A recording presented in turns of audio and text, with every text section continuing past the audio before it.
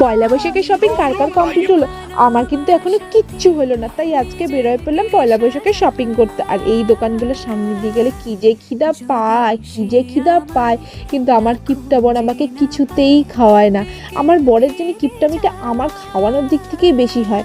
কি জানি কি নজর লাগাইছে, আমি রোগাও হই না আর হচ্ছে আমাকে খাওয়ায়ও না, আমি না খাই মোটা হয়ে যাচ্ছি। আর এই যে তেল ভরতে চলে আসলাম, কারণ আমার বরের তো আবার তেল না ভরলে গাড়ি চলে না গো।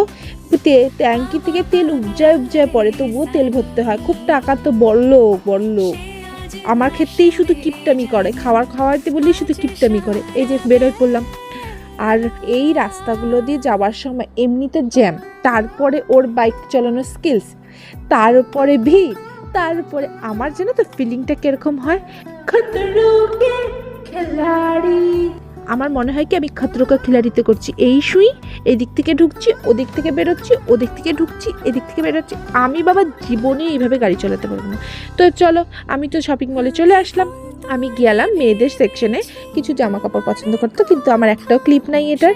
তো মার আর মামুনিরটাই নিলাম এখান থেকে পছন্দ করে, কারণ আমার বরকে বলছিলাম কয়েকটা ভিডিও করে দাও, কিন্তু সেটাও সে তুলতে ভুলে গেছে। এখানে আসলাম, এখান থেকে দেখছি কিছু পছন্দ হয় কি হয় না। ওকে দেখলাম যে প্যান্ট পছন্দ করছে, কিছুক্ষণ পর আবার দেখি আয়নার সামনে ক্যারা দেখাচ্ছে, চুলের ক্যারা টানতে থাকো।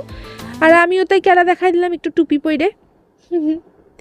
আর এই যে শপিং কমপ্লিট। তো সেরকম তো কিছু কিনিনি, টুকটাক যা কিনলাম। আরও অনেকবার শপিংয়ে আসা বাকি আছে। তো চলো, টাটা, বাই বাই।